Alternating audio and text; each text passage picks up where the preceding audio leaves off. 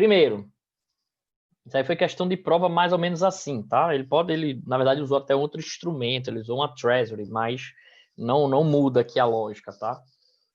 Um tesouro prefixado com juros semestrais, NTNF, foi emitido com cupom de 6% ao ano. Nesse momento, o mercado deseja para o mesmo título um retorno de 8% ao ano. Considerando que o próximo cupom será pago em 6 meses, o que é que podemos afirmar? Vamos lá, a gente vai ver depois com mais detalhe essa parte de ágio e deságio de novo, mas isso foi a última coisa que eu expliquei na aula de sexta. Lembrem sempre que preço e taxa de mercado sempre são inversos, né? Lembra, o título ele é emitido com a taxa fixa e aquilo ali é o que vai calcular os cupons, ou seja, o fluxo de caixa até o vencimento, né? Então, de forma simplificada, eu emiti a dívida aqui como R$1.000, cupom de 6% ao ano, pago semestral, vai dar mais ou menos 3% ao semestre, não dá exatamente 3%, que é juro composto. Então, daria mais ou menos R$30 de cupom cada semestre. E no vencimento, eu pago o último cupom e o principal. Esse fluxo ele não se altera, tá, gente? O que se altera é o preço de mercado. E o preço de mercado é sempre inverso da taxa. Ou seja, se o título foi emitido com 6 e hoje o mercado deseja um retorno de 8, é porque a taxa exigida aumentou, concorda? O risco aumentou no mercado, a taxa aumentou. Se a taxa aumentou, ou seja, quer dizer que a pessoa que quer comprar aquele papel, ela está exigindo 8 de retorno, né? Se o fluxo de caixa do título é o mesmo, para eu ter um retorno maior, eu tenho que pagar menos. Então, lembra, ágio e deságio é sempre no preço. Taxa subiu, preço caiu, tá? Então, ao par é se a taxa tivesse igual, né? Eu tivesse negociando o papel no mesmo preço da emissão, ou seja, na mesma taxa da emissão. Ágil, que é a letra C, seria o contrário, né? Se a taxa de mercado diminuísse, o preço do papel aumentaria, né? Como a taxa de retorno aumentou, então, em relação à emissão, o preço diminuiu. Então, a NTNF será negociada com deságio em relação ao início, tá? Por que não pode ser letra A? Porque não tem nada a ver o cupom com a taxa, tá? A taxa impacta o preço que eu vou pagar, mas o cupom eu vou receber ele independente da taxa que eu vou comprar, porque o cupom foi definido na emissão do papel. Então, se você quer receber o cupom, você vai comprar o título, tá? A questão é que o preço que você vai pagar no papel é menor para justamente fazer com que aquele mesmo cupom em dinheiro lhe dê um retorno maior, né? Porque se você comprar por 1.000, você vai ter 6% de retorno.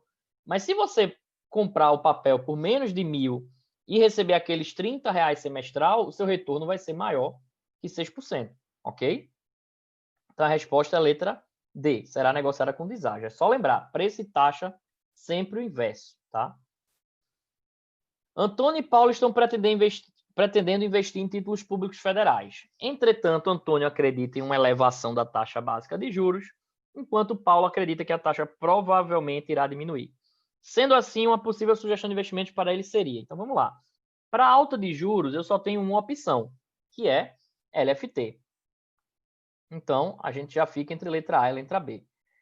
Para Paulo, para queda de juros, o que é que eu espero? Eu prefixo, né? Eu garanto minha taxa hoje, né? Então, ou LTN ou NTNF, né? Então, eu teria essa alternativa, a letra A, e a alternativa D, tá? Porém, para Antônio, se ele acredita numa taxa básica de juros maior, só faz sentido falar de LFT. Então, a única alternativa que responde a solução para os dois é a letra A. Lembrando, NTNB, muita gente, professor, mas se a taxa subiu é porque a inflação subiu. Não faça essa relação na prova, tá? Por mais que a dinâmica de mercado seja mais complexa, para a prova, a NTNB, ela é especificamente quando eu quiser tratar sobre poder de compra, sobre inflação, alta de preços, qualquer coisa que remeta à inflação, mesmo que eu não fale diretamente, inclusive juro real, né, que é o conceito do juro que eu ganho além da inflação, ok? 3. Sobre o Tesouro Direto, considere as seguintes afirmativas. A quantidade mínima para investimento é 001 título, respeitando o valor mínimo de R$30. Perfeito, né? 1% de valor de face, desde que o mínimo seja pelo menos R$30. 2. Os custos de transação são os mesmos no mercado de ações. Não, né? Apesar de eu também usar uma corretora, né, os custos de transação são estabelecidos, né, 0,25 ao ano para B3, né, e poderia ter a taxa de custódia do teu agente, que é a corretora, tá? A gente só usa um nomenclatura diferente, que hoje na prática não está sendo cobrado, né? Atualmente aqui no momento que eu explico essa questão, não está sendo cobrado, tá? 3, não existe limite máximo para investimento. Existe, né? No Tesouro Direto eu estou limitado a 1 milhão por mês por CPF, tá? Então a 2 e a 3 estão erradas.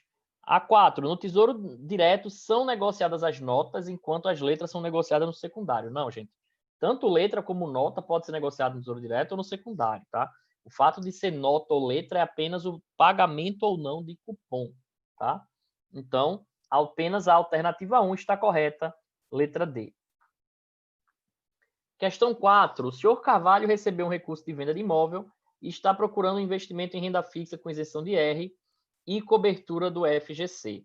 Assinale a alternativa que melhor se adequa ao que ele está procurando. Muita gente aqui, das outras vezes que eu coloquei essa questão, associa o fato de venda de imóvel com alguma coisa de LCI ou CRI, tá? Não tem nada a ver, tá? Aqui eu estou recebendo o recurso de uma venda de imóvel, tá? O LCI e o CRI são lastreados por operações do mercado imobiliário, tá? Então aí não tem nada a ver uma coisa com a outra, tá? Então, eu recebi um dinheiro, podia ser um recurso de venda de qualquer coisa, podia ser uma herança, não importa aqui, tá? E estou procurando investimento em renda fixa com isenção de R e FGC. Então, vamos lá, né? Eu posso começar a questão ou pelo FGC ou pelo IR, tanto faz. Vamos começar pelo FGC, né? Só para demorar um pouquinho mais. O FGC é apenas de instituições financeiras, né? Então, CDB tem FGC? Tem. LCA tem FGC? Tem. CRI tem FGC?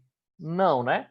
E letra financeira, apesar de ser de banco, também não tem FGC, tá? Então, sobra A ou B. Qual dessas duas é isento de R? É LCA, né? Ou se tivesse alternativa de LCI também. Então, a resposta é letra B. Se eu começo ao contrário, não muda nada, né? Muda só as alternativas que eu elimino. Se eu começo pela isenção de R, eu excluo CDB, excluo letra financeira. Ficaria entre LCA e CRI. Mas CRI é emitido por securitizadora, né? CRI e CRA, então não tem FGC. LCI e LCA tem FGC. A alternativa mais adequada é a letra B. Ok, pessoal? Uma empresa decide fazer emissão de debêntures para captar recursos. Considerando a classificação das garantias, qual seria o tipo de debênture mais onerosa para a empresa e qual com o maior risco de crédito para o investidor, respectivamente? Aqui, eu faço normalmente essa pergunta durante a aula, só que com outras palavras. Então, quando chega na questão, essa questão fui eu que criei, tá? Assim, peguei uma questão e ajustei ela, justamente para criar essa casca de banana, mas para chamar atenção para uma coisa, né? Preste atenção. Qual é o tipo de debênture mais cara para a empresa? Ou seja, qual é que ela paga mais juros? É a que tem mais risco, né? É a que ela não dá garantia. Ou seja, é a subordinada, né? Pessoal, professor, mas a garantia não é um custo? Não, a garantia é uma indexação à operação, mas a garantia está lá, o imóvel e garantia, a fábrica ela está lá. Eu só não posso mais vender aquilo ali, mas não é um custo. O custo é a taxa que eu pago pela dívida, né? Então, a debênture com mais custo é a que eu dou menos garantias, ou seja, é a subordinada, né? E a que tem mais risco de crédito para o investidor, também é a subordinada, né? Risco e retorno estão diretamente mais associados. Quanto mais risco o investidor vai ter, mais ele vai pedir taxa, ou seja, mais caro vai ser para a empresa. Então, eu estou escrevendo aqui duas coisas que no final se traduzem em um ponto só, né? A debênture mais cara é, consequentemente, a que tem mais risco para o investidor e logo vai ser a que ele vai exigir mais retorno, ok? Então, letra C. Essa questão que eu deixei ela um pouco mais complexa do que costuma cair na prova, tá? Mas é para a gente entender também a relação de risco de crédito, né, com garantias, tá? Sobre os títulos RDB, CRI, debêntures, considere as seguintes afirmativas. RDB, promessa de pagamento à ordem da importância do depósito acrescida do valor dos juros convencionados. Isso basicamente resume, tá? Praticamente todo instrumento de renda fixa, né? Só a forma como ele escreveu. Então tá correto. CRI, título de crédito emitido por instituição financeira, vinculado e lastreado por sua carteira de créditos imobiliários, sendo seus rendimentos isentos para investidor pessoa física. Alguém que lê rápido vai marcar como verdadeiro, mas tem um errinho aqui, ó. Não é emitido por instituição financeira, é emitido por securitizadora. Securitizadora é uma instituição autorizada pela CVM, ela não é entendida como instituição financeira, ok? Então, o 2 está errado. O resto todo estaria correto, tá?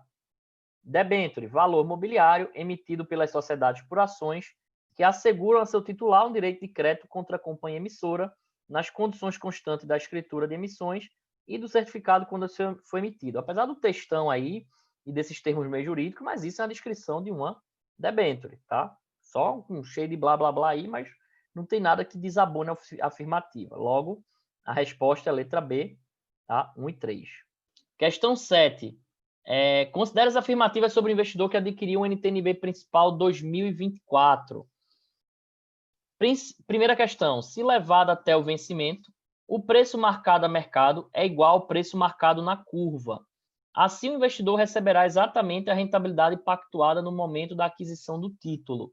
Perfeito, né? Preço a mercado é o preço. Se eu vendo antes, eu tenho que marcar mercado, né? E o preço na curva é o preço teórico da taxa contratada, mas no vencimento o preço a mercado é o próprio preço da curva, ok? Então, eu vou receber exatamente aquilo que foi negociado, tá?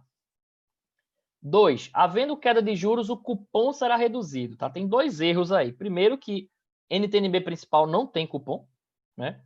E segundo, né?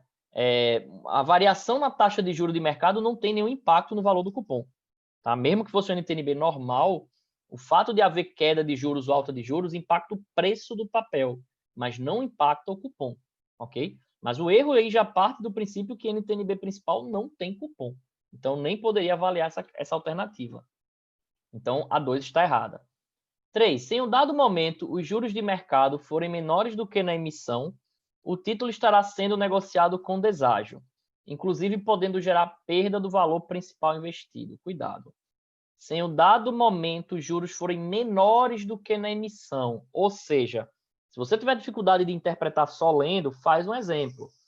Em um dado momento os juros de mercado foram menores do que na emissão, ou seja, na emissão era 10 e no mercado está menos que 10, está 8. Ou seja, essa taxa caiu. Se essa taxa caiu, esse título vai sofrer um ágio, ou seja, ele vai dar mais retorno do que a taxa contratada, tá? Então, não seria o caso aí de um risco de perda, tá?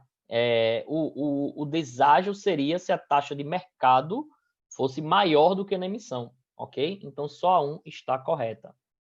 E a questão 8, né? Eu criei uma questãozinha de índice Ambima só para a gente treinar mesmo, tá? Só essa sopa de letrinhas aí, né? São índices de mercado Ambima, exceto. Por favor, preste atenção nas questões que tem exceto, incorreto, porque muita gente às vezes acaba errando questões só por causa disso, tá? Então, IMA-B é o índice Ambima, sim. IRFM é o índice Ambima, sim. Né? IMA-B é atrelado à inflação, IRFM pré. E GPM é um índice de inflação, né? Eu botei ele aí justamente para confundir por causa das letras, tá? Mas acho que poucas pessoas devem ter confundido. E IMA-S é o índice Ambima atrelado a títulos do Tesouro Selic.